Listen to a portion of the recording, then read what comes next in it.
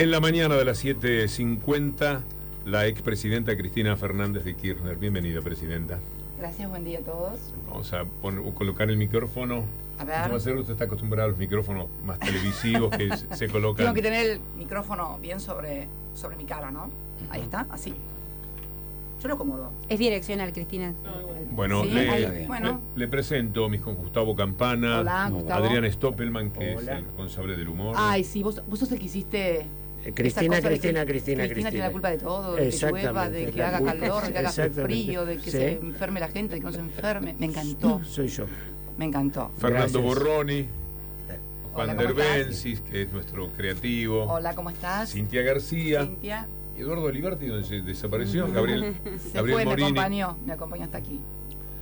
Anoche supimos que le habían quemado las viviendas a unos mapuches en el sur. ¿Supo eso? Vos sabés que me enteré, en realidad, hoy por la mañana.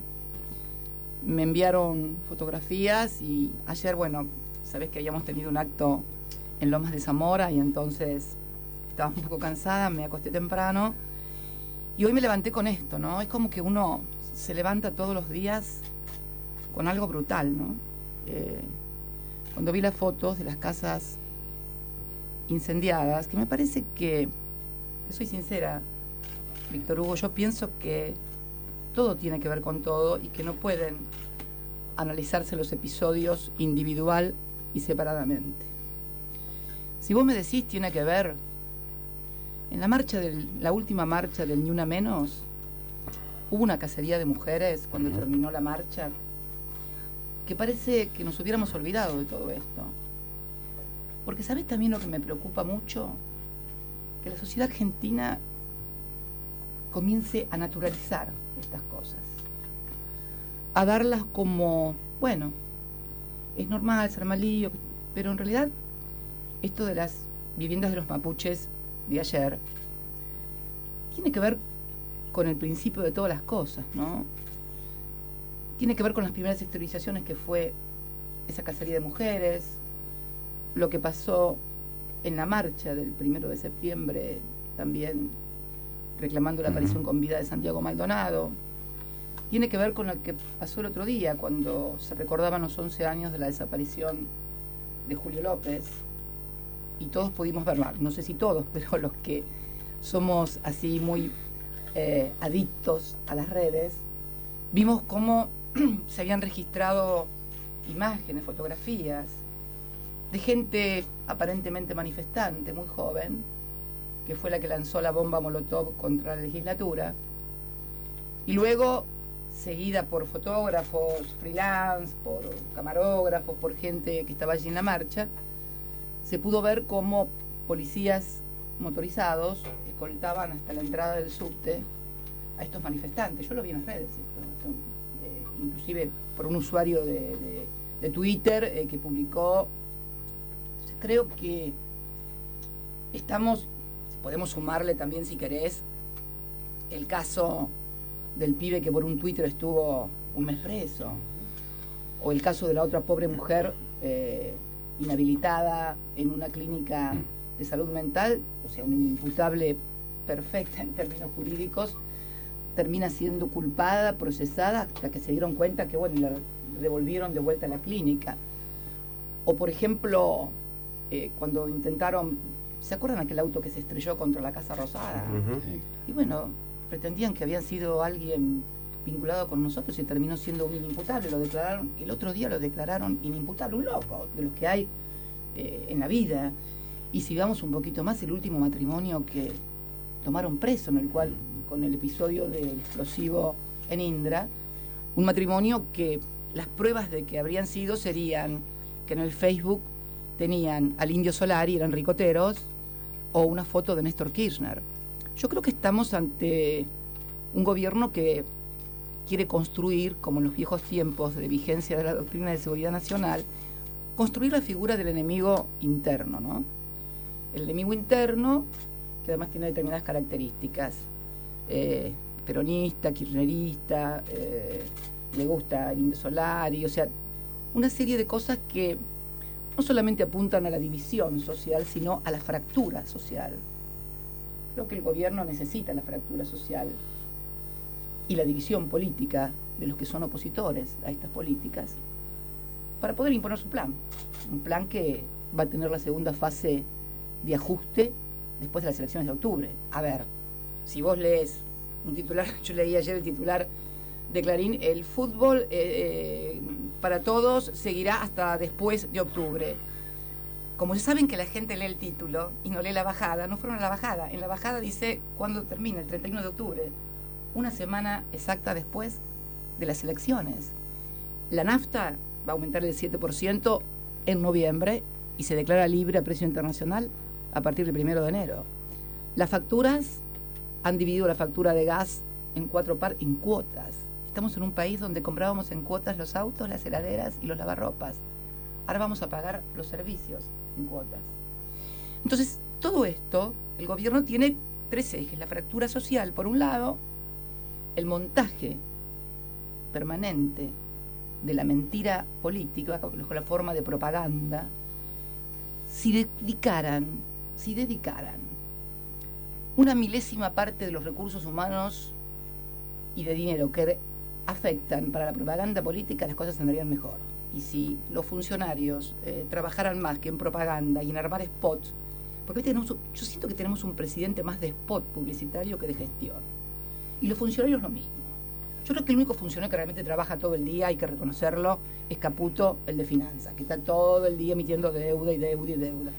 Y claro, como los demás no trabajan, el que tiene que salir a laburar es el que tiene que conseguir la plata para financiar, ¿no? Entonces, creo que, pero es el que más hay que reconocerle a Caputo de eso. Está todo el día trabajando, todo el día emitiendo deuda, todos los días nos levantamos con un bono nuevo a 100 años, con otro a 25, con otro de 2.000, con otro de 5.000. Él trabaja todo el día. Ahora, la de desarrollo social con sus parripollos evidentemente no anda bien. Berman con la importación de plasmas, tampoco. Cabrera con las industrias, menos. Acaba de despedirse ayer en Esteban Echeverría a 112 trabajadores y a 140 más en La Matanza, en La Tablada, en una metalúrgica internacional. Y bueno, y Bullrich, bueno, que ya no es más ministro, pero sus emprendimientos cerveceros tampoco creo que tengan demasiado andamiento. Así que estamos en esto, en un gobierno que pivotea sobre la fractura social. Vinieron a cerrar la grieta, bueno, ustedes saben lo que está pasando. En la propaganda política, en la mentira permanente, desde un colectivo que no es colectivo, hasta un parrillero que después sale a decir, también lo vimos en las redes, que él quería trabajo formal, que no estaba conforme con eso que tenía, y la división política de la oposición. Estos son los 3 ejes sobre los cuales se trabaja, ¿no? Antes de una pregunta de cada uno de mis compañeros, Presidenta, me gustaría cerrar el círculo de la primera pregunta que tenía que ver con los mapuches, sí, porque el gobierno, su gobierno, funcionarios de su gobierno habrían vigilado o espiado a los mapuches. Gente de la AFI. Esa es la primera, primero es la primera noticia que tengo. Nunca. A ver, yo creo que nosotros hemos dado testimonio de cómo nos comportamos ante determinados reclamos, aun cuando no los compartamos. Los Cuom fue una tribu y su cacique Feliz Día, un personaje emblemático que ocupó buena parte de los medios de comunicación durante muchísimo tiempo. Es más, el actual presidente, cuando era jefe de gobierno, le hizo una visita personal a la carpa que estaba instalada en el 9 de julio. A nosotros jamás se nos ocurrió vincular a los Cuom con la guerrilla kurda, ni con la FARC, ni con nada. Podríamos o no estar de acuerdo con lo que demandaban, pero jamás ni represión, ni estigmatización, ni judicialización. ¿Usted se imagina un funcionario mío diciendo lo que decía Nocetti en un micrófono y los vamos a meter presos? Y si van a la 9 de julio los vamos a judicializar. Y si van a la 9 de julio a hacer tal cosa o hacen tal otra, los vamos a meter a todos presos. Yo digo, si un funcionario, Víctor, frente a un micrófono donde está escuchando todo el mundo, dice que hagas lo que hagas, te van a meter preso y te van a judicializar, ese hombre en privado, con las fuerzas de seguridad, ¿qué órdenes estará dando? ¿qué órdenes habrá dado? Que hay esta cosa tan de sellado, de hermetismo. Fíjate vos que meten preso un montón de gente por un Twitter. Todavía no hay un solo gendarme preso y ha desaparecido Santiago Maldonado hace más de 50 años después de un operativo realizado por la Gendarmería. Esto es objetivo y no discute nadie, pero no es que no lo discutimos acá en este ámbito. Esto es lo que cree la Comisión Interamericana de Derechos Humanos, lo que cree la ONU, lo que creen los corresponsales extranjeros, lo que cree el mundo. Esto no es una construcción local. Esto pasó acá en Argentina y ha sido tomado por todo el mundo. Yo he visto, a mí me ha sorprendido realmente. Me ha sorprendido ver, por ejemplo, en el metro de Berlín, me mandan fotos donde en el tablero electrónico que indican la partida de los trenes, aparece un cartel que te dice, luminoso, ¿dónde está Santiago Maldonado? Y veo una marcha en Francia, en París, y veo manifestaciones en Londres, y veo... Entonces, yo creo que no podemos caer como se cayó en la dictadura, cuando la gente decía que había una campaña anti-argentina afuera, y que en realidad los guerrilleros estaban todos en Europa de vacaciones. No podemos volver a reeditar estas cosas. Yo creo que como sociedad, más allá de nuestras diferencias, más allá de nuestras distintas posiciones, tenemos que tener un signo de no retroceder. En este sentido, debo decir que la reacción de la sociedad frente al 2x1 me pareció absolutamente saludable. Pero siguiendo con tu pregunta, si nosotros no teníamos actitudes de inteligencia ni beligerante con quienes nos estaban planteando movilizaciones, es más, los mapuches, cuando tomaron pozos de petróleo en Vaca Muerta, ¿sabés cómo eran presentados por Clarín? Como los ancestrales pueblos de la Confederación Mapuche que van al emprendimiento horrible de Vaca Muerta contra el fracking y no sé cuántas cosas más. O sea, los mapuches en el 2013 fueron presentados casi como héroes de los pueblos originarios y ancestrales cuando tomaban Vaca Muerta. Claro, era presidenta Cristina Fernández de Kirchner, entonces era otra cosa. Así que estas cosas realmente, más allá de lo que podamos decir los unos y los otros, nuestra actitud ha sido invariable. Cuando éramos gobierno y éramos objeto de estas críticas por parte de pueblos originarios, y ahora que no somos gobierno, ¿no? O sea, resistimos archivo. Cristina, en medio de ese diagnóstico, y hablaste además el otro día sobre las libertades, sí, ¿no? En la entrevista con Novarecio, y hablaste también de democracia precarizada. Ayer despidieron a Roberto Navarro de C5N, no es el primer hecho de censura desde el gobierno de Mauricio Macri. ¿Cómo calificás el despido de Navarro del grupo y qué pensás, cómo afecta eso en medio de la campaña y qué reflexión sobre las libertades? Bueno, varias cosas. Primero, lo de Navarro no puede verse también como un hecho aislado y único. Yo estaba leyendo recién, cuando venía para acá, creo que lo hizo por Twitter, un colega de ustedes, Roberto Caballero, hizo una prolijísima enumeración de los hechos que contra la libertad de expresión y contra los medios de comunicación, la pluralidad y la diversidad, ha violado este gobierno. Por empezar, la modificación a decretazo puro de la ley de medios que fue sancionada en el Congreso por amplias mayorías. Después habla de la precarización, de despidos y precarización de más de 4.500 trabajadores de prensa. Y fundamentalmente el ahogo financiero, judicial, que hay sobre los medios que tienen una voz disidente, que son algo alternativo, porque es obvio que un plan económico de estas características, un plan económico donde todos los días se está despidiendo gente, donde se precariza el trabajo, donde se está planteando que hay que aplicar una ley de flexibilización laboral igual que la de Brasil, porque si no vamos a quedar fuera de competencia, de apertura de importaciones que te mata toda la industria nacional, la estigmatización de movimientos sociales, de sindicatos y la necesidad de que no haya voces que denuncien estas cosas, que no haya voces como por ejemplo la de Página 12 que pone en la tapa de su diario que el hermano del presidente blanqueó 35 millones de dólares luego de que el presidente modificó por decreto una ley que prohibía, no una ley del anterior gobierno, una ley de su propio gobierno, la ley sancionada por el Parlamento en materia de blanqueo de capitales, prohibía que los familiares de los funcionarios pudieran blanquear, una cosa absolutamente lógica. Sin embargo, el presidente modificó por decreto esto, había sido condición sine qua non inclusive para la aprobación de la ley en el Parlamento. Modificó por decreto esta ley y luego apareció su hermano blanqueando 35 millones de dólares, su amigo del alma, Nicolás Caputo, también blanqueando otra treintena de millones de dólares, digamos que es el dueño de Edesur. Estamos hablando de concesionarios de obra pública, ¿no? Estamos hablando de, aparte de amigo del alma del presidente, es el dueño o uno de los dueños de Edesur, es además concesionario de obra pública, que no empezó el 10 de diciembre, sino que viene de hace muchas décadas, y también de otro amigo del presidente, 44 millones de dólares, Midlin, que es el dueño de otra de las distribuidoras importantes, la que le llega la factura a la gente, Edenor.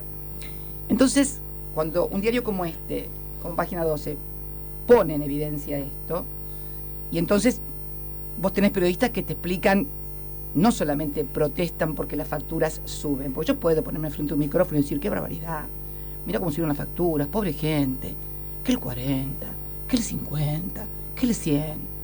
Pero si yo te digo, mira, además de eso, mira el balance de Edenor y mira el balance de Edesur. Y fíjate de quién son Edenor y fíjate de quién es Edesur. Entonces, entendés que el aumento tarifario no tiene que ver únicamente con una cuestión de ajuste presupuestario, sino de beneficio y rentabilidad a los amigos del poder o al propio poder. Cristina, en este momento hay más de 25 escuelas tomadas en la ciudad de Buenos Aires por los chicos, que le están diciendo que no a una reforma educativa. Ahora, recordaba que el gobierno de Mauricio Macri arranca con negar las paritarias libres a los docentes, estigmatizándolos, ofreciéndoles un bono por no ir a un paro, la represión que hubo acá en la ciudad de Buenos Aires con los docentes, la imposibilidad bajo la consigna con los chicos no de discutir, de charlar sobre Santiago Maldonado en las escuelas, y hoy llegamos a esto. Parece que es un punto medular del gobierno nacional, ¿no? Atacar la educación pública. Yo creo que el paso siguiente va a ser, y ya creo que lo es, una ofensiva policial, judicial, sobre todo lo que sea disidencia o expresión de no estar de acuerdo con las cosas que hace el gobierno. Que los estudiantes, los docentes, no puedan participar y debatir de una reforma que los involucre directamente, porque yo escuchaba a los chicos el otro día por la televisión, en las redes, ¿cómo te van a hacer trabajar 6 meses sin pagarte si vos no querés? Porque vas a la escuela pública, entonces como vas a la escuela pública, tenés que trabajar 6 meses de pasantía gratis para las empresas. ¿No les parece que debería ser al menos optativo? Me parece. A ver, a vos lo querés ofrecer como una propuesta de gobierno, ofrecelo como una propuesta de gobierno, pero dejalo que cada pibe decida si lo quiere hacer o no lo quiere hacer, o que le permitas discutir, lo mismo que los docentes, que son los que van a tener que llevar adelante la reforma educativa. Me parece que lo que viene es esto, ¿no? Y sobre todo con el sector juvenil.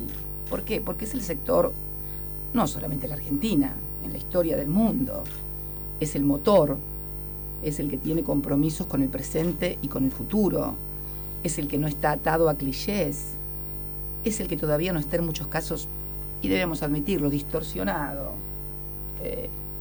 por la interacción de distintos factores que todos conocemos y sabemos. Yo cuando escucho hablar a los pibes de la secundaria, a los que participan, a los que activan, los razonamientos, primero me sorprende escuchando por ahí a otros funcionarios hablar, que son los que deciden sobre la suerte del país, lo escucho a un chico de 5º año, de 4º hablar, construir sus frases, construir la oración, distinguen sujeto y predicado, sintaxis, pueden terminar una idea en 5 minutos sin equivocarse, sin interrumpirse. Después escucho algunas otras expresiones, digo, pero deberíamos prestar más atención a estos chicos porque estamos preparando chicos bien preparados para la vida y para la discusión, que fue lo que siempre caracterizó a la sociedad argentina frente al resto de Latinoamérica, nuestra educación. Mira, el otro día estuve en Berazategui, estuve en una reunión de docentes de Berazategui, directivos, directores, inspectores y docentes al frente de aula o cátedra. Y la verdad que yo les decía que nuestra sociedad, merced de la 1420, la educación pública y gratuita, merced también a corrientes migratorias europeas en toda la primera parte que nos importaron saberes, oficios y cosas que no sucedían en otros países de Latinoamérica, sumado también a una ingesta considerable de proteínas vacunas que ha caracterizado siempre a nuestra sociedad. Todo esto junto ha producido una sociedad y recursos humanos altamente capacitados en la Argentina, que son reconocidos de esta manera en todo el mundo. Vas a México y encontrás miles de ejecutivos, los Argenmex les dicen, miles de ejecutivos que se distinguen por su capacidad. Lo he charlado yo siendo presidenta con CEOs de multinacionales importantísimas como DirecTV o Telefónica, donde nos hablaban de la capacitación de los recursos argentinos. De hecho, se llevaron ellos muchos ejecutivos y técnicos de aquí de la Argentina. Y la verdad que debemos fomentar esto, porque ¿qué es fomentar esto? Fomentar la participación de los chicos, no estigmatizarlos. ¿Qué queremos? Gente que no pueda opinar, gente que sea zombies. Yo no quiero zombies en mi país, yo quiero gente con espíritu crítico. Creo que la educación que nos dieron a nosotros y que fue muy criticada, enciclopedista, abstracta, pero era un pararte frente al mundo, era un tener capacidad de crítica, una capacidad. Yo me acuerdo, nosotros éramos jóvenes y los diarios decían cualquier cosa. O sea, ustedes acuérdense que cuando yo era joven estaba prohibida la actividad política en la Argentina, había proscripciones, y los diarios decían lo que el gobierno militar quería que dijeran, y la radio lo mismo, y la televisión lo mismo. Y sin embargo nosotros podíamos ver más allá de lo que nos decían o nos vendían. Y no hablo de nosotros únicamente militantes o peronistas, en general la sociedad, desde radicales, tenían una mirada crítica sobre eso. Yo creo que era todo producto también de esa educación que hemos recibido. Así que esto es lo que pienso, ¿no? Que la educación no puede ser censurada, que la educación no puede ser obturada, no puede ser amputada. Esto es lo que siento. Justamente, Cristina, el gobierno usa como herramientas nuevas el Big Data, Internet, Twitter, como que penetra en otro nivel de la gente, no penetra en la educación, penetra a un nivel subconsciente con esas frases, esos eslogan que no dicen nada. Pero bueno, ¿cómo se combate eso? ¿Sirve la política común y tradicional ir y hacer un acto para convencer a alguien? ¿Cómo hacemos para sacarle de la cabeza a ese tipo que repite las cosas que repite, que está equivocado? ¿Cómo se le comunica eso en esta época? Porque para mí ese es el desafío. Muy buena pregunta. Bueno, para eso era la ley de medios. Para eso era la ley de medios, por eso la voltearon. A ver, si podemos encontrar un significado a las cosas, ¿no? A ver, no es que estos sean genios de la comunicación, ni que descubrieron la Big Data, ni que andan ahí más allá de todos los instrumentos que con mayores o menores recursos, con mayor o menor suerte, todos pueden utilizar. Esta gente tiene un blindaje mediático por parte de los medios hegemónicos, y la mayoría, pero aisladísimas excepciones en prensa escrita y en televisión, y ya vemos que en televisión cada vez se está achicando más, tiene un blindaje mediático total.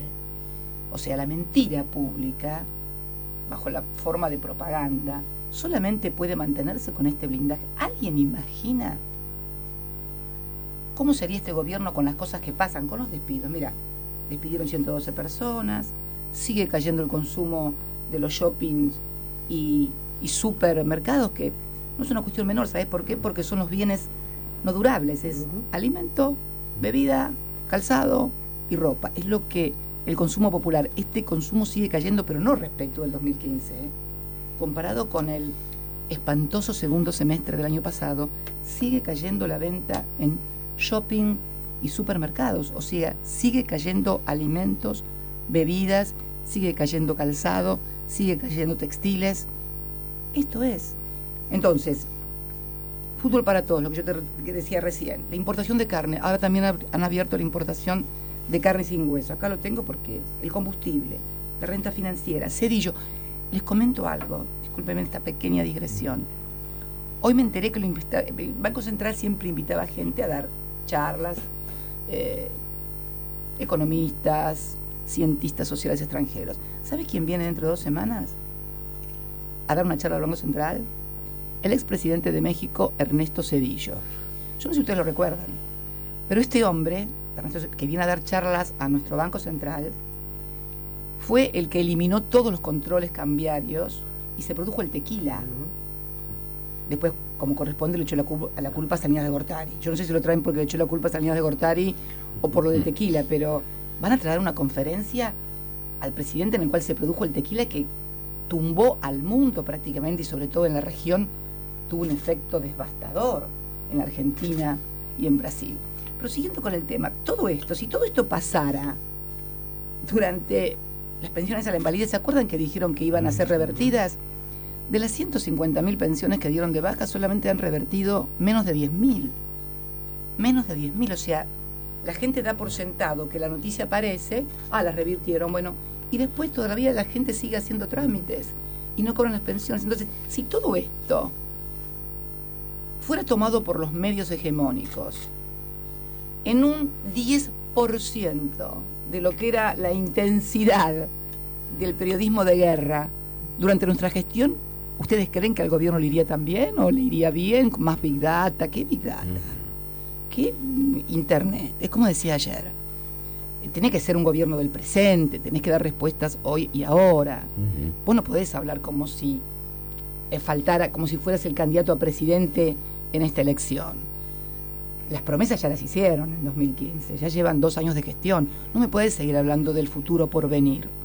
Me tenés que hablar de este presente de hoy, donde se siguen cayendo las ventas, donde la gente no la alcanza, donde siguen despidiendo gente y el trabajo se precariza cada vez más.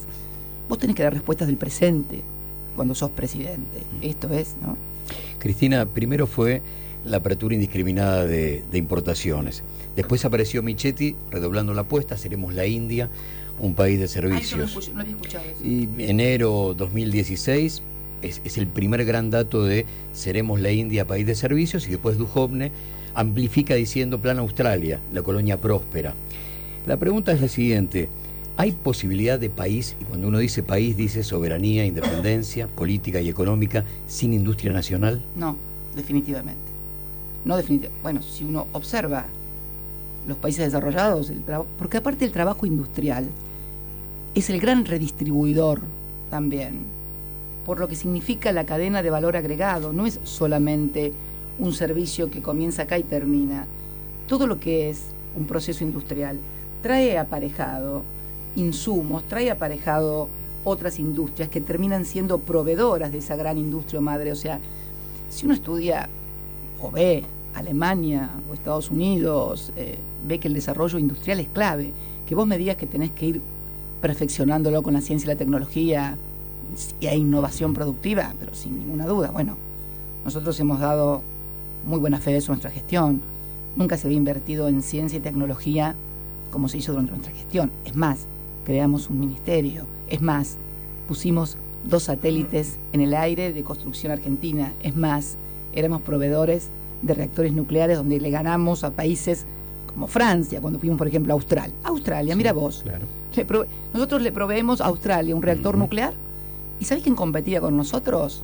Francia. Francia, saben ustedes que es uno de los países más expertos en materia de generadores de energía nuclear. De hecho, en Francia la mayor generación de energía se hace a través de la energía atómica, energía nuclear. Por eso tiene diferencias de precios con respecto a otros países. Entonces, Australia, pero vos no podés comparar países que tienen la mitad de los habitantes que tiene la Argentina y que han tenido otro tipo de desarrollo, otra extensión. Es imposible. La Argentina, cuando vino el golpe del 24 de marzo de 1976 estaba prácticamente en un 50% del PBI de distribución del ingreso y teníamos un desarrollo más que importante. A partir del golpe del 76 se producen dos fenómenos o tres. Por un lado se produce el fenómeno del endeudamiento. Allí empieza el gran endeudamiento argentino nuevamente. El segundo fue la ley de entidades financieras. Yo me acuerdo que era estudiante y no sabíamos cuánto estaba el dólar ni nos importaba, ni sabíamos si había plazos fijos o no. Y de repente, después de la ley de entidades financieras y cuando se produce la financiarización del capital, te encontrabas con viejita jubilada frente a la pizarra de la Nación a ver a cuánto estaba el plazo fijo o a cuánto estaba el dólar y demás. O sea, comienza a caer todo lo que es la industria nacional. Plata dulce, endeudamiento. Esto fue la dictadura en la fase económica, obviamente, ¿no? Había que desmontar una Argentina que podía competir con otros, porque en definitiva se trata de esto. Países que te imponen patrones de desarrollo a partir de organismos multilaterales, porque vos podés ser una competencia para ellos. De hecho, en la región americana y específicamente en la latinoamericana, nosotros no somos complementarios con Estados Unidos. Nunca tuvimos una economía complementaria con Estados Unidos, al contrario, siempre hubo una competencia. Obviamente entonces el desmontar la posibilidad de una Argentina industrial, de una Argentina con energía nuclear. Vos fíjate que lo primero que hacen todos estos gobiernos es el tema de lo nuclear. El misil Cóndor, por ejemplo, que fue una condición que se impuso al gobierno en los 90. Teníamos un desarrollo de armamento en la Argentina. Esto es industria. Por ahí la gente lo piensa, uy, pero teníamos armas. Perdón, la industria de armas es una de las más importantes y rentables del mundo. Anda a Estados Unidos a atacar a alguno de los estados donde ellos desarrollan su industria armamentística. Pero por favor. Entonces, creo que son estas cosas las que suceden, y pensar en una Argentina sin industrias es pensar en una Argentina condenada a la reprimarización de las exportaciones y a ser mera productora de granos, que en realidad yo no sé si alguna vez funcionó, porque tampoco creo que funcionara a principios del siglo cuando éramos 5 o 6 millones, pero con 43 millones, ¿cómo sostenés 43 millones de personas con vida digna, con salarios que le permitan consumir si no tenés industrias? La verdad que me resulta bastante difícil imaginar una Argentina próspera de 43 millones sin industrias. Al diagnóstico que usted planteó, tuvo su primer hito electoral en esta gran encuesta que fueron las PASO, con un resultado. ¿Cree usted que lo supimos tarde? Me hubiera gustado saberlo la noche en que festejaron ellos como si hubieran ganado, ¿no? ¿Cree usted que además, a partir de ese resultado, hay un sector de la ciudadanía, incluyendo provincia de Buenos Aires, y un sector transversal, digo, económicamente, no solo clase media, que le reclama a usted o a su espacio algún nivel de autocrítica más profundo, más allá del tema cadena nacional o tono de cadena nacional? Mira, yo lo que creo sinceramente que los resultados de las PASO revelan algo que es muy importante. Revelan que de cada 3 bonaerenses, 2 no están de acuerdo con el ajuste ni con la política económica. Y que en ese marco, a quien más confianza tienen para hacer una oposición real y concreta a este gobierno es a nuestro espacio. No porque seamos más inteligentes ni más capaces, sino porque confían por nuestra propia trayectoria y porque saben lo que pensamos respecto de estas cosas que estamos hablando, de la industria nacional, de los tarifazos, del endeudamiento. No te olvides que creo que uno de los méritos más grandes que tuvo nuestra gestión ha sido un desendeudamiento como no se veía desde hacía mucho tiempo. Caputo puede trabajar tanto, Caputo puede endeudar tanto, porque dejamos un país con un nivel de desendeudamiento en materia de moneda extranjera, ya sean tenedores de bonos nacionales o extranjeros, inédito en la República Argentina. 13% es el nivel de endeudamiento. Néstor lo recibió con 160% del PBI y lo dejamos con el 13%. Yo creo que la ciudadanía, en lo que es la oposición, confió plenamente en los números son muy fuertes dentro del propio abanico opositor. Me parece que hay un voto de confianza de la mayoría grande que está en contra de esta política y de este ajuste hacia Unidad Ciudadana. Ni siquiera hacia mí, me parece que es hacia Unidad Ciudadana. Entonces, creo que este posicionamiento de las PASO nos coloca en un lugar de poder ejercitar y ejercer una oposición seria, responsable, en serio y no presionable frente a este Poder Ejecutivo, porque este es otro tema que tenemos grave. Gente que ha sido votada para una cosa y luego tiene un voto que no se corresponde con eso para lo cual fue votado. Creo que, mediando no convicciones, todos sabemos de qué estamos hablando. La sociedad lo percibe, la sociedad lo sabe, los periodistas lo saben. Se habla fuera de micrófono, se habla fuera de cámara, se habla de carpetazos, se habla de extorsiones, se habla y se ve también intervenciones a los sindicatos, cuando el sindicato no hace lo que quiere el poder. Lo vimos el otro día, lo que pasó con un sindicato, luego de que su secretario general recibiera a Jorge Tayana y a Vanessa Siley en un plenario de delegados. Lo saben los medios.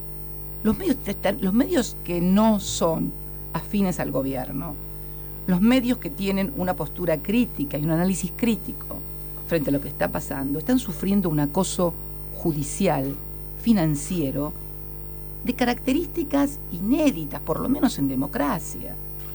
Entonces me parece que esto es lo más importante y esto es lo que hoy tenemos que plantearnos. La sociedad opinó quiénes son los mejores opositores frente al gobierno, a punto tal de que, siendo una fuerza con apenas 3 o 2 meses, integrada fundamentalmente por el peronismo.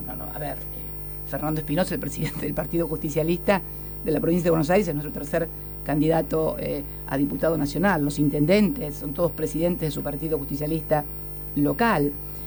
Esta fuerza que no tenía recursos, porque además vos sabés que los recursos que le correspondían al Frente para la Victoria, el peronismo, se los llevó el candidato que obtuvo el 5,9% de los votos, y nosotros no teníamos recursos, a punto tal de que hay un cálculo. Cada voto de Unidad Ciudadana costó 3 pesos. El del gobierno costó 9 pesos y pico, y el de los demás ni te quiero contar. Entonces, una fuerza sin medios de comunicación, mejor dicho, con todos los medios de comunicación en contra. Porque, la gente tiene un militante en la casa que está a las 24 horas, esa pantalla está prendida a las 24 horas, y milita todo el día. Ya te dije, revolviendo el guiso la señora en la receta mañanera, pasando por la tarde al que dice, es todo, no solamente ninguna crítica al gobierno, van y les mira un reportaje, una entrevista a algún funcionario, y después mira el reportaje que me hizo Novarecio a mí en Infobae. Yo digo, ¿el presidente se animará a un reportaje de 2 horas en vivo con Navarro o con Horacio Berbisky y que se transmite en forma directa? No creo. Son todos editados y con preguntas hechas de antemano. Estoy absolutamente convencida de que es así. Es más, todos saben que es así. Y si no es así, que me lo demuestren en un reportaje abierto con Horacio y con Roberto Navarro, preguntándole al presidente. ¿Se animará el presidente? ¿Se animará? ¿O la gobernadora? ¿O Bullrich, el candidato de Cambiemos? ¿O Gladys González, la segunda candidata, que aparentemente andaba circulando un WhatsApp ahí que fue un poco la piedra del escándalo con Roberto Navarro, porque el WhatsApp hablaba de que los que ingresaran a una fundación que no sé si preside o integra Gladys González tenían que depositar el 10% de lo que cobraban de salario? Estas cosas son las que molestan y se ocultan. Entonces creo, sinceramente, que la ciudadanía ha tenido una opinión respecto de lo que debe hacer la oposición.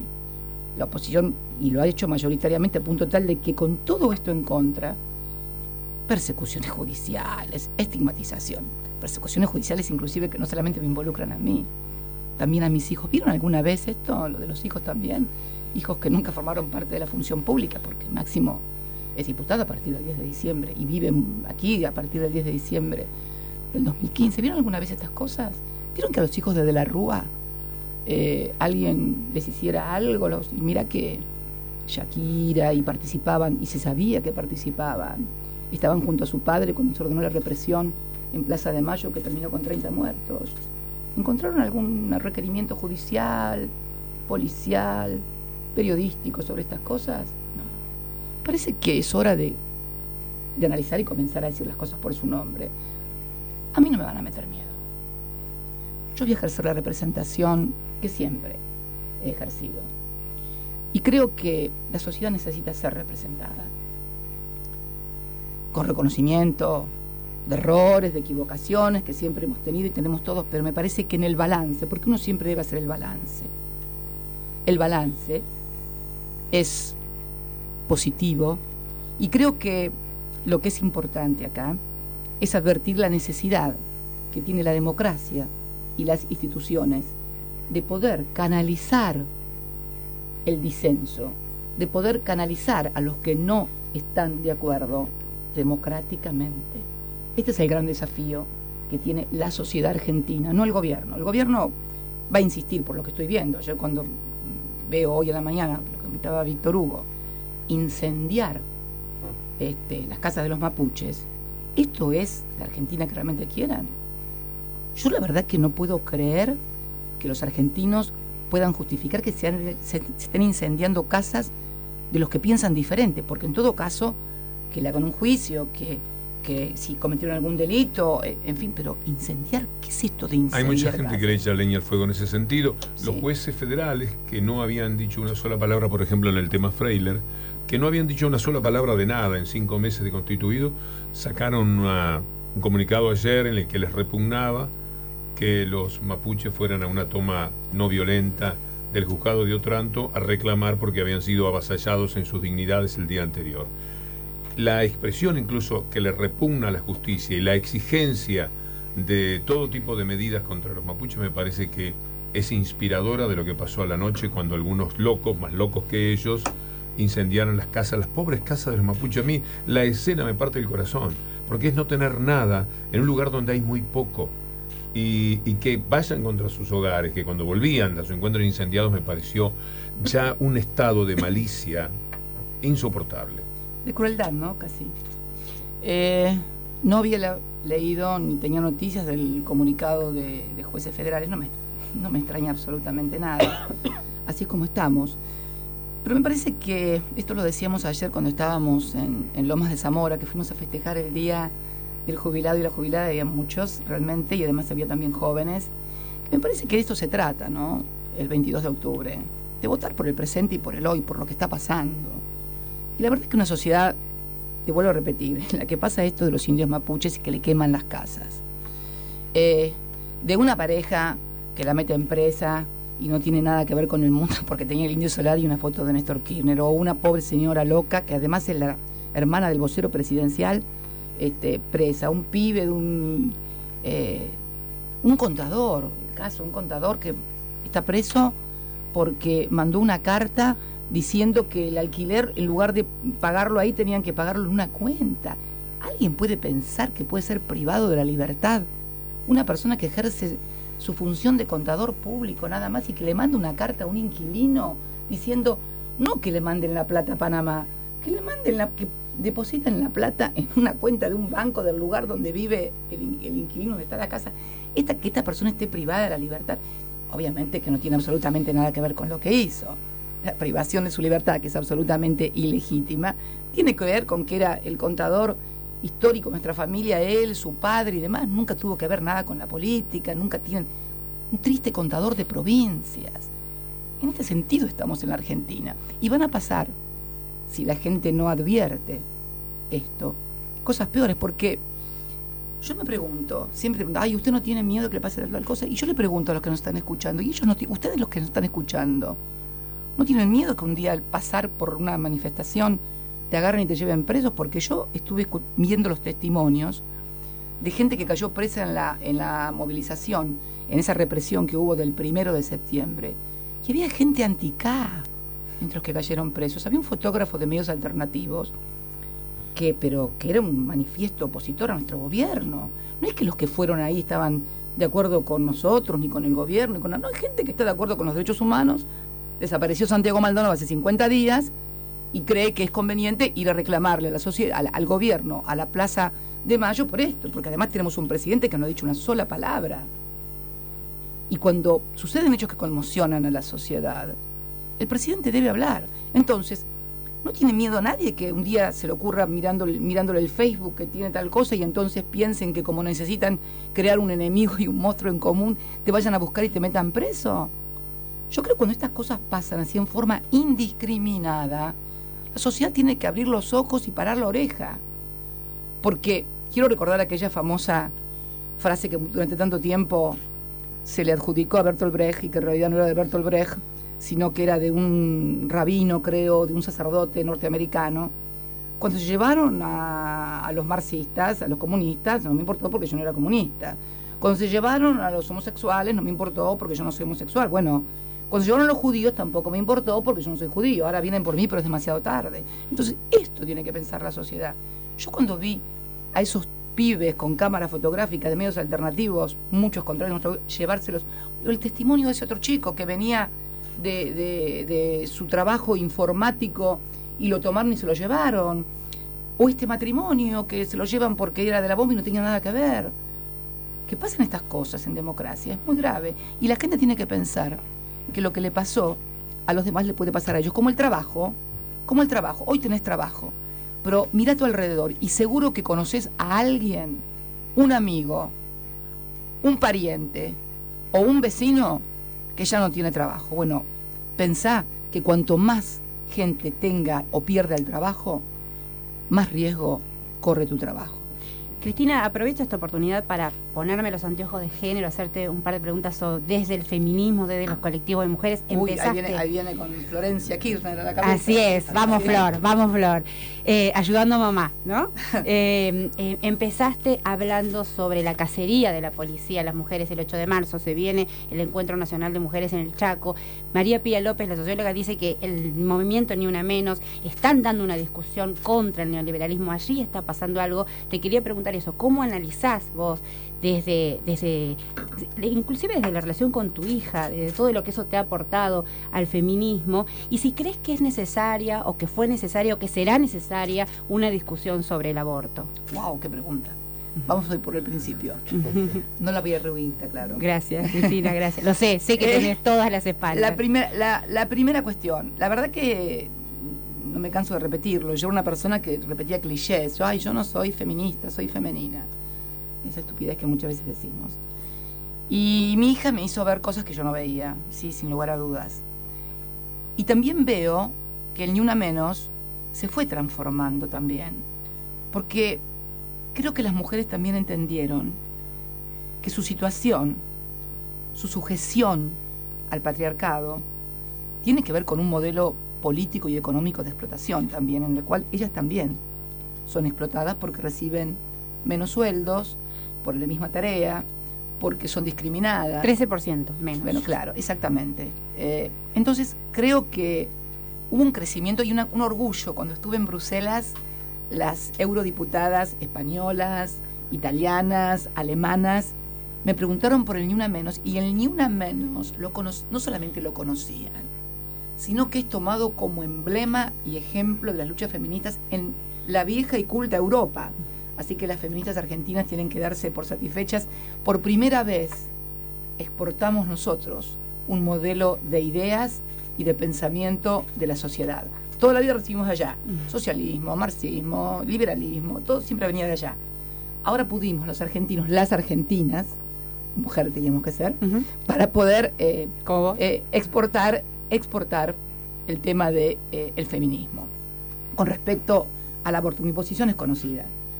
Ahora, que la discusión está en la sociedad, Cintia, esto es real. El hecho de que yo tuve una experiencia personal muy, muy terrible que me marcó con esto. Yo entré y quiero contarla porque en definitiva también la gente se compone y se conforma con las ideas nunca son, o las actitudes o los pensamientos también tienen que ver con las cosas que te pasaron en la vida, ¿no? Yo tuve entre Máximo y Florencia otro embarazo, año 1984, un embarazo muy avanzado que abortó espontáneamente y trágica, brutalmente para mí, en el 5º mes aproximadamente, casi 6º mes de embarazo. Siempre me dicen que era un varón. Siempre me dicen que si la neonatología hubiera tenido el desarrollo que hoy tiene, en ese momento lo hubieran salvado. Y yo quedé, por toda la experiencia traumática, fueron 4 o 5 días de cosas muy feas, de pérdidas muy feas, quedé muy traumatizada, a punto tal que tardé 5 años en volver a quedar embarazada. Por eso la diferencia entre Máximo y Florencia de 13 años. Esa es la explicación. Y me revisaban y no encontraban razón por la cual yo no pudiera quedar embarazada. Era la cabeza. Definitivamente, mira vos, ¿no? Era la cabeza.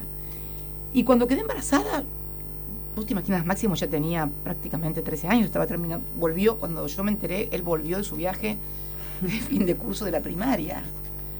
Y ahí me enteré que estaba embarazada y yo me quería matar porque decía, pero no, empezar con pañales. Yo militaba, activaba, no solamente eso, estaba haciendo campaña, estamos hablando del año 89, yo había sido electa diputada provincial y había activado mucho en la campaña de senaduría, que también la ganamos en la provincia.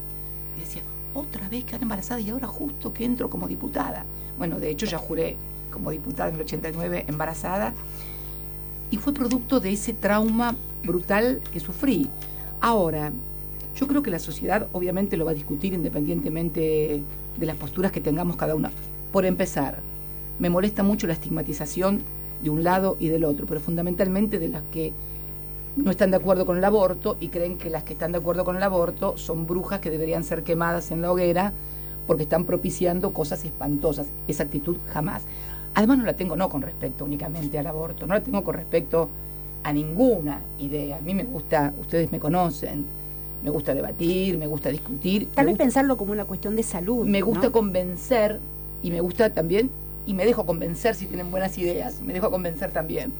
Yo creo también, y te voy a ser sincera, Cintia, si vos me decís que querías dar la discusión sobre el divorcio, no cuando se dio durante la gestión de Alfonsín en los años 80, si no la querías dar, no sé, en el 1900 posiblemente hubieras tenido una sociedad enfrentada como si hubiera sido la Segunda Guerra Mundial. Hay una anécdota, ustedes saben que cuando el matrimonio en el Código Civil original de Vélez Sarsfield era religioso, nada más, te casabas por iglesia únicamente. Cuando se introdujo la reforma durante el siglo XIX en el Código Civil y se introdujo la figura del matrimonio civil, hubo una revolución en Corrientes, en la provincia de Corrientes, amenazó con separarse de la Argentina porque no aceptaban que se incluyera el matrimonio civil. Si yo te digo que esto pasó, vos decís, pero estaban todos locos los correntinos, ¿qué le pasaba? No. Yo creo que cada cosa debe ser analizada en su contexto histórico, social y de sentido común. Era terrible para los correntinos que se eliminara que fuera matrimonio civil. Lo mismo pasó con el divorcio. Si vos acordate que Perón lo puso en la famosa ley Ómnibus 14.394 y después, cuando vino el golpe de Estado de la fusiladora, lo eliminaron el divorcio porque la sociedad estaba dividida en esto de religiosos. Yo creo que cuando se pueda dar esta discusión en un marco civilizado, sin estigmatizaciones, el Congreso lo va a receptar. Porque el Congreso siempre termina receptando en algún momento cuando la sociedad ya lo ha aceptado previamente. Lo que es imposible es discutirlo parlamentariamente o discutirlo en ámbitos institucionales si la sociedad no lo ha procesado. Y yo siento, sinceramente, Cintia, puedo estar equivocada, lo admito, siento que todavía el proceso sería violento y de enfrentamiento y que la sociedad no lo ha procesado. Por ahí estoy equivocada, lo admito, pero es mi percepción. Recomendar a propósito de esta charla un capítulo, le recomiendo todo el libro escrito por Sandra Russo sobre usted, porque esto que ha contado está contenido en el libro y está maravillosamente dicho por Sandra. a la que aprovecho ya que la menciono para mandarle un saludo. 1, 2, 3, 4 por lo menos. No sé, Cintia, que es la más emprendedora, si tiene alguna pregunta. A ver si nos caben 4 preguntas más. No sé cómo está de tiempo. Todo el tiempo para ustedes. Aparte llueve. Está lindo. No tenemos para hacer actos Una primavera un poco- No tenemos para hacer actos tradicionales. Algo metafórica la primavera. Es el día ¿no? de la primavera. Ah, pero una primavera, bueno, pero tiene su encanto. También el día del estudiante A mí me también. encanta. A mí me encanta, amo la lluvia. Amo la lluvia. Ah, mire. Amo la Estamos lluvia. en Si me la das a misma- elegir entre un en día de sintonía. sol y un día de lluvia, no lo dudo. Un día de lluvia. Ah, yo también. Sí. Señor Fernando Borroni. Diputada, senadora, presidenta electa 2 veces. Y mujer argentina. Y por mujer sobre todo. argentina. Vamos, Cristina. Acusada de todo. Oh, Hasta de lo impensado que a veces uno hasta le da pudor repetirlo. falta Kennedy nada más. Sí. Falta el asesinato de Kennedy. Pero no solamente usted, recién lo decía, se meten con los hijos, ¿no? Cambia un poco el escenario ahí. Y de pronto, un 9 de diciembre, donde, si se quiere, tenía cerrada la historia. Una transformación de la Argentina indiscutible, una plaza que Rebalsó. rebalsó, estaba cerrada la historia. El sur, Calafate, la familia, el nieto. Vos, disculpa, me pareces Francis Fukuyama, se acabó la historia. No, ahí voy, pero déjeme... La historia no se acabó. nunca. ¿Qué es lo que más motiva? Seguramente como animal político de toda la vida hay una respuesta fácil, pero ¿qué es lo que más motiva esta vuelta de Cristina? ¿Con qué nuevos desafíos? Porque creo que son permanentes, ¿no? Me acordaba, y cierro con esto, y me acordaba de aquel discurso el 1 de marzo en el Congreso. Yo dejo un país difícil para los dirigentes. Y a veces la sensación que uno tiene, quizás es errónea, que entre el pueblo y Cristina no hay nada. Y eso es un problema para la política, y eso es un problema para la democracia. Porque yo creo sinceramente que hay una representación política vacante. Se ve, se nota. Hay una representación política vacante.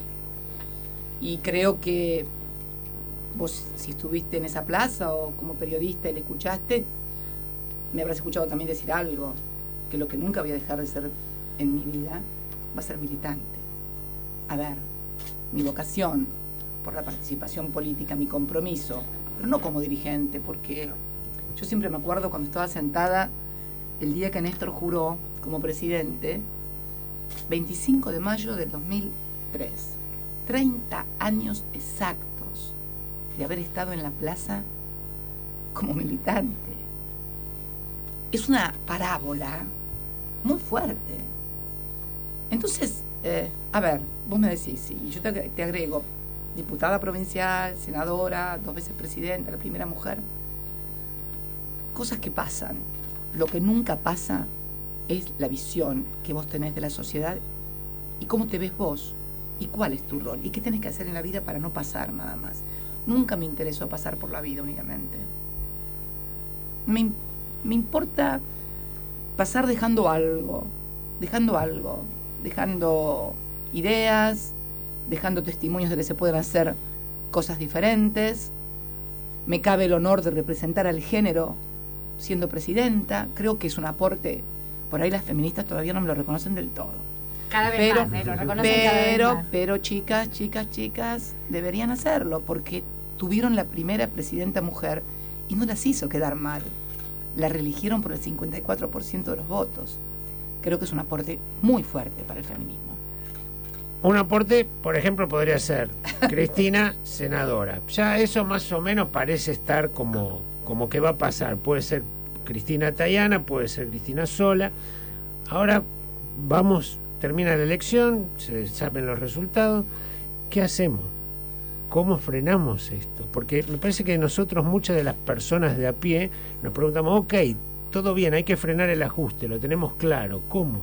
Porque no se ve cómo. ¿Cómo sí? A ver, me parece que, primero, tenemos claro que el presidente es presidente hasta el 2019, ¿no? Uh-huh. Esto está claro. Pero nosotros necesitamos, en el Parlamento, voces que además tengan la visibilidad en la sociedad para discutir estas políticas. No es que hoy en el Parlamento no haya opositores. De hecho, nuestro bloque, en la Cámara de Diputados, ha tenido una postura absolutamente crítica y ha votado en contra de todo lo que ha sido endeudamiento y políticas que han sido malas para la sociedad. El problema también que en una sociedad como la nuestra, como la del mundo, no solamente la nuestra, vos necesitas visibilizar las políticas ante la sociedad. Porque, en definitiva, y más allá de las organizaciones políticas, de los movimientos políticos, siempre la sociedad tiende a personalizar o a encarnar en determinados dirigentes determinadas políticas. Ojalá no fuera así. Ojalá pudiéramos tener organizaciones políticas poderosas, fuertes, que mediaran en la institucionalización. Pero la historia de la Argentina es una Argentina también en la que esto ha costado y mucho. Yo pienso que se puede lograr. Yo pienso que lo podemos hacer. Y con respecto a tu pregunta, no tengo ninguna duda que es el Parlamento el ámbito de discusión, en donde vamos a seguir endeudando al país, vamos a seguir redistribuyendo el ingreso como lo estamos haciendo, vamos a seguir adoptando las modificaciones que, por ejemplo, se quieren hacer ahora a la Carta Orgánica del Banco Nación, donde se quiere desfinanciar al Banco Nación, que ha sido el histórico financista de las pequeñas y medianas industrias y del agro. Si algo financió el Banco de la Nación Argentina, ha sido a las industrias argentinas y al agro. Un papel que siempre fue muy mal visto por los bancos extranjeros. Debemos decirlo también esto. Siempre la banca extranjera exigió una reducción en el rol en el cual el Banco Nación interviene en la economía argentina, ¿no? Y no puedo evitar no preguntar esto. ¿Dónde se va a sentar? ¿Al lado de Pichetto? Nunca me senté al lado de Pichetto. Me parece, a ver, yo no estoy acá, vos lo decías, presidenta, diputada. ¿A vos te parece que después de toda una vida uno puede ir a pelear por un sillón o una banca? Yo estoy peleando por ideas y por proyectos de país. Cristina, ¿el neoliberalismo es incompatible con la democracia? Qué preguntita. Creo que es una pregunta que parece que todavía no tiene respuesta. Si vos lo pensás en términos, porque ¿qué pasa? Yo cuando escucho hablar de política y de democracia, es como que la gente, o los analistas más que la gente, redujeran a los términos electorales los periodos históricos. Vos no podés determinar si una determinada idea tiene andamiento o es compatible con la democracia por el ejercicio de 2, 3, 4, 5, ni siquiera 10 años. Me parece que el modelo del estado de bienestar, por ejemplo, que sucede después de la Segunda Guerra, que fue la decisión política para ponerle un freno al comunismo de la Unión Soviética, vos fíjate qué curioso, y no curioso, el estado de bienestar comienza a ser cuestionado y derrumbado cuando cayó el muro de Berlín, o sea, cuando desapareció el peligro del oso ruso. Entonces, al desaparecer el peligro del oso ruso, se cae, ya no le importará ni el estado de bienestar. Pero todavía en Europa, en nuestro país, están los cimientos del estado de bienestar. Hay un sistema previsional, hay sindicatos, hay salario mínimo vital y móvil, hay UH, y te puedo dar los paralelos de esto en Europa. El problema va a ser si este neoliberalismo sigue expulsando gente, descartando gente, se producen las migraciones que se producen brutales. Yo estuve en el campo de refugiados de iraquíes, de sirios en Grecia, y es brutal. Y no es menos brutal la cantidad que cruza el Mediterráneo para llegar, algunos ni siquiera llegar, a las playas italianas. Entonces, si lo medimos en términos de cuándo el neoliberalismo se comenzó a imponer, que fue, creo que con la caída del muro de Berlín, todavía no podemos dar, pero me parece que va a haber un replanteo. De hecho hace poco tiempo, la semana pasada, Naciones Unidas, la UNTAC, que está proclamando la necesidad de un nuevo pacto social. ¿Lo leyeron? ¿Lo escucharon? La necesidad de un nuevo pacto social en donde los planes de ajustes deben ser dejados de lado. No lo estoy diciendo yo, lo está diciendo la ONU, el titular de la UNTAC, y dice que los planes de ajuste deben ser dejados de lado y tienen que comenzar a impulsarse programas de inversión y desarrollo, porque advierten a aquellos organismos multilaterales e internacionales que lo que está sucediendo es inconsistente y fundamentalmente no tiene sustentabilidad política. Yo creo que se va a advertir finalmente. Y creo que, lo que pasa es que si lo medimos en términos históricos, en términos históricos estamos hablando de periodos de 40, 50 años. ¿Cuánto fue? Del 45 de Yalta hasta la caída, fue hasta la caída del muro de Berlín. Y así todo no tenés un derrumbamiento del estado de bienestar total y absoluto, al contrario. Entonces creo que es una cuestión de análisis y de discusión. Lo que sí sé es que con el neoliberalismo cada vez se endeudan más. Vos fíjate que en Europa, todos los países del sur de Europa, Grecia, Italia, Francia en menor medida, España y Portugal, tienen un nivel de endeudamiento que supera el 100% de su PBI. Y los países del norte, Alemania, Holanda, los nórdicos, todos tienen superávit fiscal. El déficit fiscal y el endeudamiento que tienen los países del sur europeo, no estamos hablando de África, estamos hablando de Europa, es el equivalente del superávit que tienen los países del norte desarrollados. Nada es neutral y todo hace juego con todo. Presidenta, nos quedan 5 minutos a nosotros, al menos, ¿no? Algún tipo de instrucción. Todos quieren toda una pregunta. ¿Cuál quieres preguntar vos? Yo le quiero preguntar por el debate. Cristina, dijiste que ibas a debatir en Berazategui. La pregunta es, ¿vas a debatir con Bullrich y con Randazzo? Yo creo que, y lo dije claramente, es importante el debate y creo que hay que debatir organizado no por empresas privadas, sino organizado por nuestras universidades públicas nacionales, que además en todas tienen carreras de comunicación, audiovisual, de periodismo, etcétera. Me parece que este es el ámbito, y creo sí también que hay que discutir de las cosas que le interesan a la sociedad. Esas discusiones en los sets de televisión, de los políticos hablando de bueyes perdidos o de internas o de cosas, en fin, me parece que nada más alejado de lo que la sociedad está demandando y necesitando, aun cuando no lo advierta, aun cuando resulta divertido esos programas de muchos panelistas donde todos se pelean y gritan y hablan y donde nadie saca nada en concreto, simplemente se quedan con imágenes que en el fondo no hacen más que seguir denostando la actividad política, ¿no? Porque en definitiva me parece que esto es el gran objetivo del neoliberalismo, la paradoja de que los que se llevan la plata son unos y los políticos son los responsables de las crisis.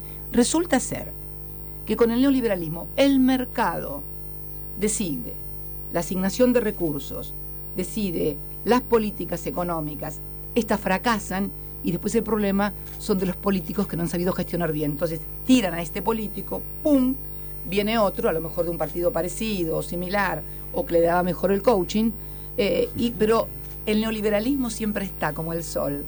El mercado siempre decide quién se lleva la plata, cuánto se lleva, cuánto le dan, especulación, no especulación. Y los políticos son los que cargan con el costo del fracaso, no de las políticas, sino del sistema neoliberal. Esta es la gran paradoja, tan aceitado y tan inteligente, que nadie advierte que lo que en realidad está mal no es la política, sino esta orientación neoliberal de la política y de la sociedad. Mira qué bárbaros que son. Ellos se quedan con todo y los culpables son los políticos. Fantástico. En cualquier escenario usted va a ser senadora. ¿Imagina con este tema que veníamos hablando de la progresión de las causas judiciales un escenario donde quizás a usted se la quiera expulsar de la Cámara Alta? No, mira, de este gobierno uno puede esperar cualquier cosa, pero contestar sobre cosas que todavía no sucedieron para mañana darles un título, no, déjalos. ¿Le provoca nostalgia la lucha para que la gente se corriese al peso y dejase el dólar de lado? El mes pasado fue el mes en el que más dólares, más gente compró en la historia de la Argentina. Y usted hizo un esfuerzo en el que caben 3 o 4 de las causas judiciales que tiene. Usted podría tener 51 millones de pesos a la cotización del dólar ahora de los 3 millones que puso a disposición, y en aquel momento habrá sacado 12, que con los intereses no llegan ni a 20. Así o sea es. Que ha perdido, Así es. por aquello que quiso decir, unos 30 millones de pesos. Así es. Para apostar a algo, permítame decirlo de esta manera, qué frustración, ¿no? Mira, No su dinero, Víctor sino Hugo, el esfuerzo. el esfuerzo. Mira, Víctor, yo creo sinceramente que el problema de la dolarización cultural de la Argentina, porque el problema de la dolarización en la Argentina no es un problema económico.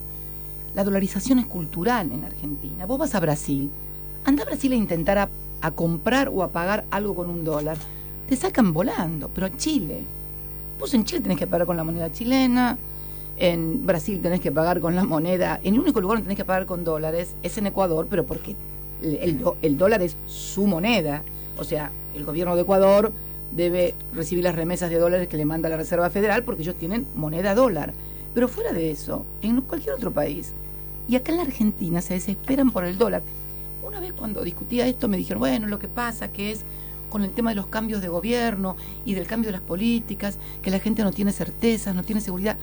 Yo no sé si es el huevo o la gallina, ¿no? Pero que el problema es una dolarización cultural, la de la Argentina, no me cabe ninguna duda. Y que además, muchas veces, es impulsada también políticamente para lograr corridas o efectos. Yo no puedo olvidarme la corrida que le hicieron a Alfonsín y que produjo el proceso hiperinflacionario, que fue producto de una venganza del mercado cuando el Banco Central les había dicho que no iban a devaluar y devaluaron el lunes. ¿Se acuerdan que hubo?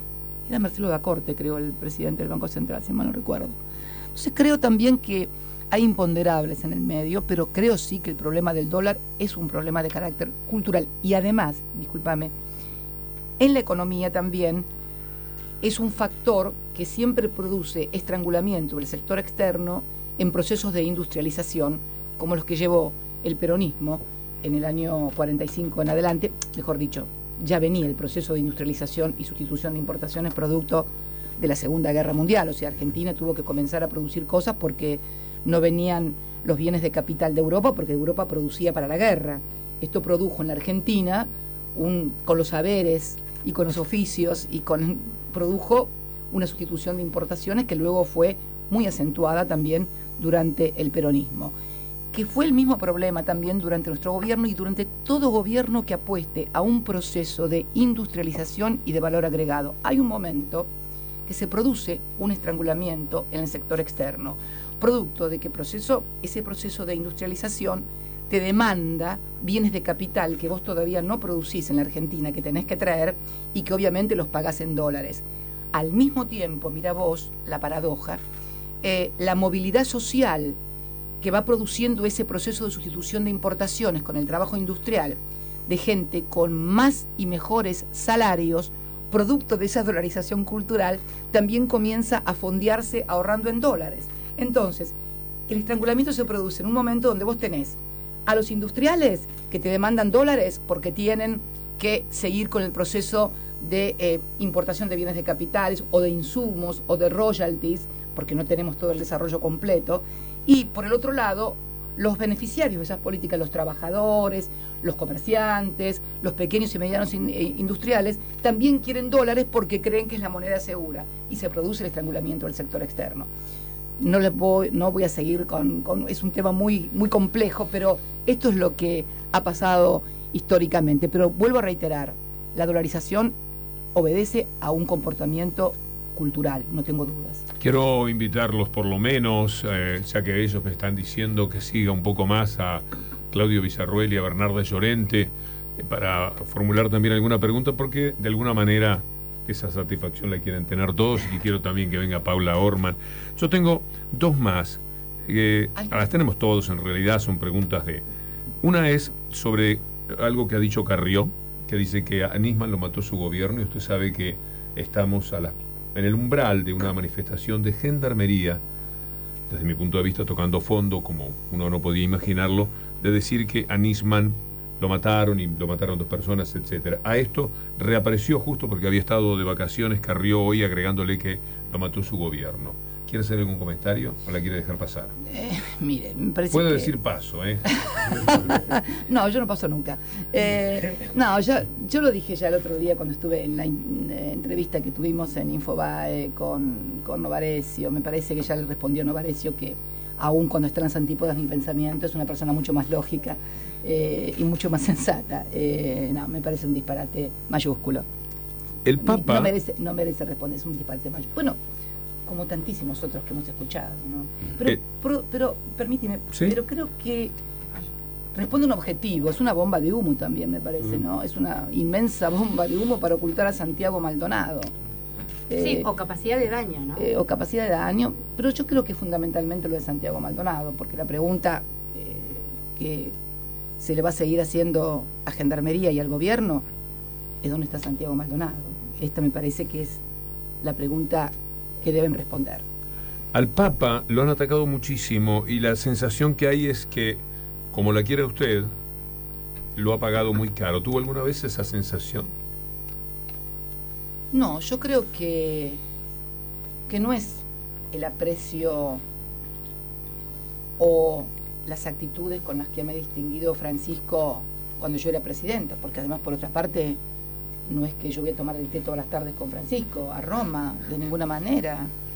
A ver, solamente algunos descerebrados, sí, puede haber descerebrados y descerebradas que tengan este tipo de cosas, pero, a ver, el Papa me recibió cuando yo era presidenta de la República Argentina, a la sazón su país de origen. No me parece que esto pueda ser interpretado como un gesto, como una actitud de preferencia o de nada, es simplemente un gesto institucional. El Papa recibe a presidentes y cómo no va a recibir a quien preside su país, en donde además obviamente la relación personal no es lo mismo que vos recibas a un amigo que recibas a una persona que nunca conociste. O sea, no porque yo sea amiga del Papa, sino porque es el Papa argentino que recibe al presidente de su país. Además de lo que es la situación global o las políticas que podemos opinar, tenemos también charlas comunes del barrio, podría decirse, que si nuestro barrio sería la Argentina. Es como dos personas del mismo barrio que se encuentran de repente, una siendo presidenta y otro siendo el Papa, nada más ni nada menos. Entonces, naturalmente hay gestos, hay conversaciones que duran más que con otros, porque hay más cosas de las que hablar, hay más cosas de las que charlar. Obviamente que el Papa va a tener más cosas para charlar conmigo o con cualquier presidente, si realmente es de su país, y además de eso, también tiene una mirada similar a los problemas, porque no es solamente el hecho de que yo sea del país, es que yo estoy de acuerdo con Laudato Si, estamos de acuerdo con la condena al neoliberalismo. Entonces, además del barrio, tenemos el pensamiento, lo que pensamos respecto del neoliberalismo, de la cultura del descarte, etcétera, etcétera, ¿no? Cristina, le quería preguntar si alguna vez Perdona sintió... que no te presenté. No, está bien. No merece, esa voz no merece presentación, se presenta sola. Le quería preguntar si alguna vez sintió que tenía el poder. O si lo disputó, el poder en serio. No, mira, si algo... ¿Nunca? Nunca, pero mira, debe haber varios discursos míos que no son discursos, es una concepción, una visión. Yo siempre sostuve que quien ocupa la Casa Rosada, si midiéramos al poder como un todo del 100%, quien es presidente de la República podrá tener el 20, el 25% del poder, y es mucho, ¿eh? El otro 75% son las corporaciones económicas, nacionales e internacionales. Es la sociedad a través también de sus órganos de expresión, pero fundamentalmente son las corporaciones económicas, en donde con un movimiento de capitales te vacían un país de un momento para el otro. Lo que sí tengo claro, que yo no fui un dispositivo del poder, del verdadero poder, y por eso estoy sufriendo las cosas que hoy sufro, yo y mis hijos. Si yo hubiera sido un dispositivo del poder, Eduardo, no tendría ningún problema. Si yo hubiera sido alguien que dice que sí a la flexibilización laboral, no hubiera tenido ningún problema. Si yo digo que sí a que sigan haciendo las AFJP sus negocios y no recuperemos la administración de los recursos de los trabajadores para mejorar la economía, para mejorar a los jubilados, no hubiera tenido ningún problema. Si yo hubiera seguido almorzando en Olivos con algunos propietarios de medios y haciendo lo que ellos pensaban, seguramente tampoco tendría ningún problema. Esto lo tengo claro, al contrario, porque nunca fui un dispositivo, porque nunca fui ni seré un dispositivo del poder, son los problemas que tengo. Nada más que por eso. Cuando murió Néstor, usted dijo aquella frase de En Cadena: todos dicen que este es mi momento más doloroso, no, más difícil. Y usted dijo, no, es mi momento más doloroso, no el más difícil. ¿Qué momento es suyo? Decís, de la hora aquí, es un momento más en lo que ha sido mi vida, en la política, en mis convicciones, en mi pensamiento. Es un rol diferente. Obviamente vos me remitís a un momento muy terrible de mi vida. Para mí el más terrible hasta ahora. Nunca se sabe lo que puede venir. Pero de todos los que he vivido, sin lugar a dudas, fue el momento más doloroso de mi vida. Sí, no, incomparablemente a cualquier otro. Para mí, para mis hijos. Porque Néstor no era solamente mi compañero. O sea, a ver, vos junto a una persona, tu pareja, podés vivir como vive cualquier otra familia, el tener hijos. Siempre pensé que me dio mucha pena que no pudiera conocer los nietos. Pero vos vivís tu vida, la vida de que vive un hombre con una mujer, tienen hijos, la vida, piensan, salen de vacaciones, disfrutan. Pero con él era otra cosa. Con él era la vida. Yo viví mi vida con él desde que lo conocí. Estudiaba con él, trabajábamos en la misma oficina con él en La Plata. Y éramos como una sola persona, en todo, en las 24 horas del día. Ninguna persona estaba el tiempo que estábamos juntos nosotros. En la profesión, cuando ejercimos la profesión, las 24 horas del día. Y después, cuando él fue intendente, yo estaba todo el tiempo en la municipalidad junto a él. Y en la gobernación dividía mi tiempo como diputada provincial y después mi tiempo en una oficina al lado de la de él. Y después, cuando fue presidente, también, no estaba en la Rosada, pero Néstor fue un hombre que siempre almorzó y cenó conmigo. Siempre, era presidente, pero él siempre almorzaba y cenaba conmigo. Era abogado y almorzaba y cenaba conmigo. Era intendente y almorzaba y cenaba conmigo. Era gobernador, almorzaba y cenaba conmigo. Es muy difícil transmitir lo que nosotros vivimos juntos. En algún momento podríamos darle continuidad, pero yo creo que ha sido muy generosa. Gracias. en venir, esa decisión que nos provocaba. Aquí están Claudio Villarruel y Bernarda Llorens, Hola, además. Bernarda. Cumpliendo 1000 Hola. programas en el día de hoy. ¿Cómo están? Cumpliendo 1000 programas. Hoy cumplimos 1000 programas, estamos re felices. Y mirá quién trajimos, mirá quién está ahí. Al columnista. Uy, Jorge Tayana. Jorge Tayana. Jorge Tayana. No quiero abusar, pero ¿usted permitiría que hagamos un cambio de equipo? ¿Se siente No, no. Ah, eso es trampa. No, Eso es trampa. Víctor Eso es Hugo. trampa porque me ponen, tengo que seguir jugando yo de titular y me ponen. No, Víctor No, Hugo, de vinimos. No, es un placer. Hola, Hola, ¿qué Cristina. tal? ¿Cómo estás? Qué gusto, qué placer. Bernarda, ¿cómo andas, querida? Bueno, ¿Cómo ¿se andas? conocen?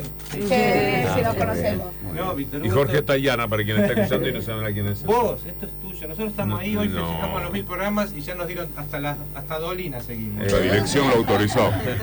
Nosotros en realidad todo lo que buscamos era un saludo de Cristina. Y la foto, para los 1000 claro. programas. Ah, un Y la saludo foto, para. Bueno, pero dale. Cristina vino para acá. Claro.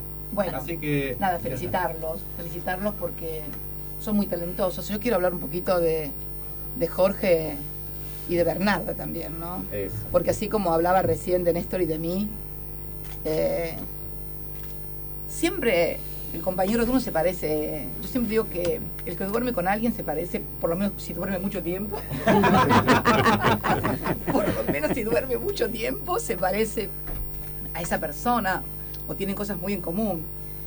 Y la verdad que cuando uno lo conoce a Jorge, yo lo cargaba el otro día de la CTI, en Florencio Varela, porque me había enterado que los compañeros de militancia le decían el canciller. Yo pensaba que esos modos de él los había adquirido, yo pensé, esos modos así ceremoniosos y tranquilo y siempre conciliador y escuchando a algunos, los había adquirido en la Cancillería, en la carrera diplomática, bueno, lo que... Pero parece que le venía en la ADN y sus compañeros de militancia le llamaban el canciller. Entonces yo quedé canciller. Ya saben que no podría ser nunca canciller, ¿no? Porque el mundo estaría complicado con una canciller como conmigo. Sí, estaría muy complicado. La verdad que Jorge, un compañero, un militante, con el cual hemos tenido diferencias como decía el otro día en Florencio Varela, pero me parece que este es el gran mérito y el gran esfuerzo que hacemos todos siempre, ¿no? Diferencias menores, absolutamente. Y su compañera, Bernarda, que también sufrió el exilio, él sufrió cárcel, pero ella sufrió el exilio de su familia.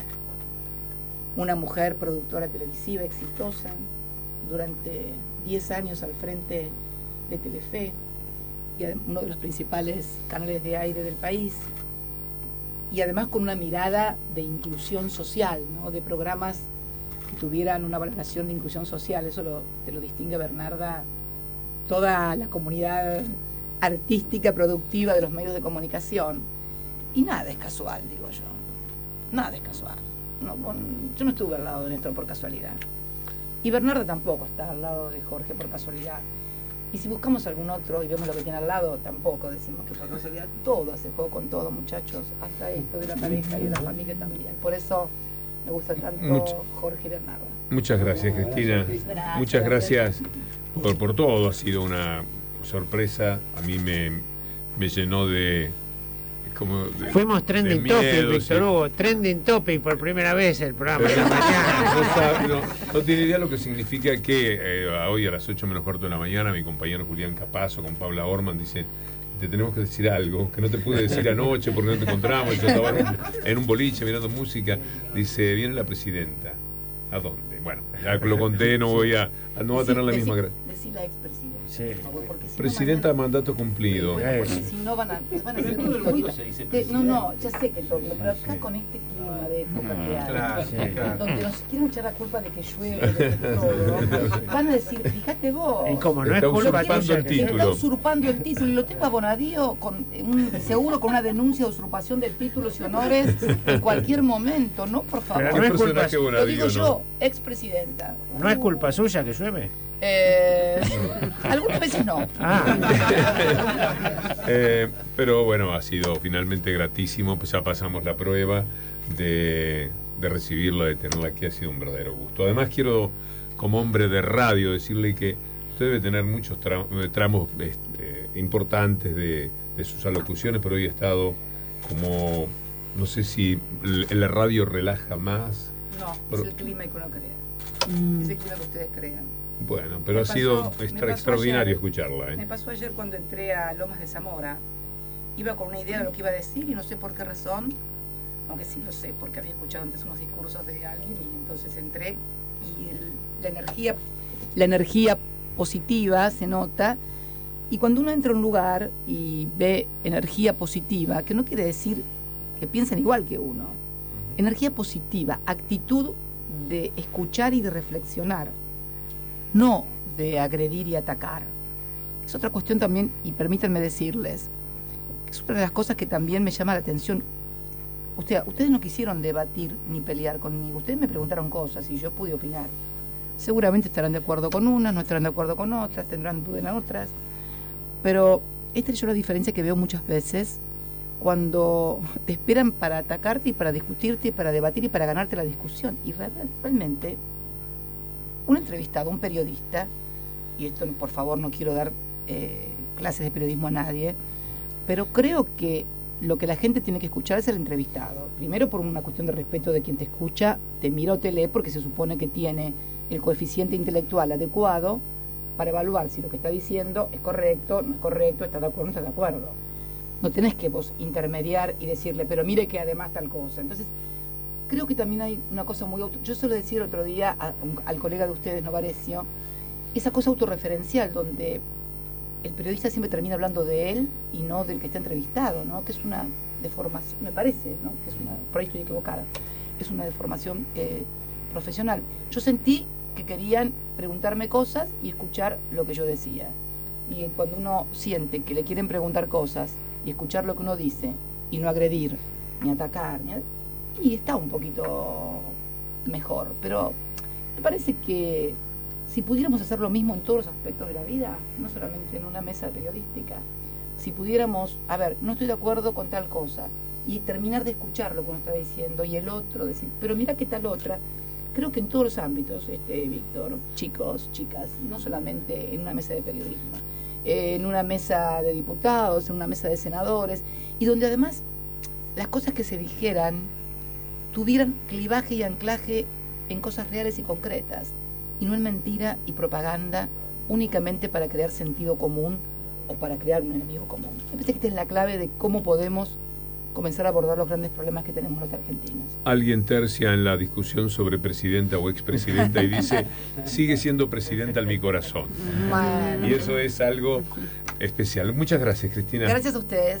Muchas Víctor, gracias. y a todos y Qué todas. buen arranque de 1000 programas que se con Cristina. Está diciéndolo con Claudio para mí Vicente. la presidenta Yo espero que- humildemente. fue Espero que presidenta. mi amigo Leandro Grille, que es un amigo, es aquel que hablando de Cuba estuvo en un programa en el Intratables y dio cátedra y lo miró millones de personas. Sí, Bueno, sí. lo invité a almorzar en mi casa, le dije 12:30, espero que esté escuchando y sepa por qué. Mejor excusa no vas a encontrar. Gran momento. Gracias, A muchas ustedes, gracias. a Muchas usted, a gracias. usted. Gracias. Cristina. Gracias. Gracias.